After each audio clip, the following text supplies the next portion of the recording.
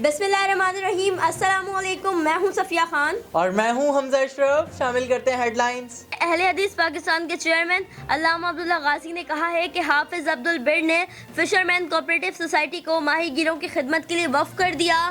مخالفت برائے مخالفت کی منفی سوچ رکھنے والے 20 لاکھ ماہی گیروں کے مسائل حل ہونے پر ناخوش کیوں ہیں؟ مزید بولے، فشرمین کوآپریٹو سوسائٹی کے چیئرمین ماہی گیروں کے مسائل کے حل کے لیے دن رات محنت کر کے بہترین خدمات سر انجام دے رہے ہیں، لیکن کچھ عاقبت اور مفاد پرست عناصر مخالفت برائے مخالفت کے تحت فشرمین کوآپریٹو سوسائٹی کی بلا وجہ مخالفت کر رہے ہیں۔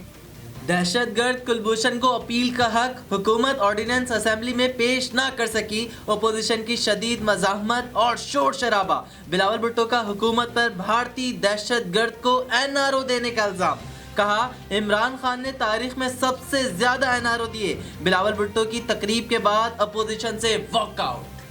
اتنا خوف کہ جواب کا انتظار بھی نہ کیا۔ وفاقی وزیر مواصلات مراد سعید کا چیئرمین پیپلز پارٹی کو جواب، کہا کورم کی گنتی تک ایوان میں رک جاتے، کن کو چینی چور کہہ رہے ہیں؟ JIT میں تو آپ کے والد کا نام ہے۔ نیب اور آٹا چینی چور اور JITs پر بلاول بھٹو زرداری نے دوبارہ ایوان میں آواز اٹھا دی۔ نیب ختم کر کے ایک نئے ادارے کے قیام کا مطالبہ کر دیا۔ بلاول بھٹو پارلیمنٹ میں کورم کی نشاندہی کر کے چلتے بنے۔ ایک چاند جھگڑے ہزار، چاند نظر نہ آئے تو فواد چودھری کو مسئلہ، دکھائی دے تو پریشانی۔ چاند کو دوسرے دن کا ثابت کرنے کے لیے چاند کی تصویر ٹویٹ کر دی، لکھا کیا یہ پہلی کا چاند ہے؟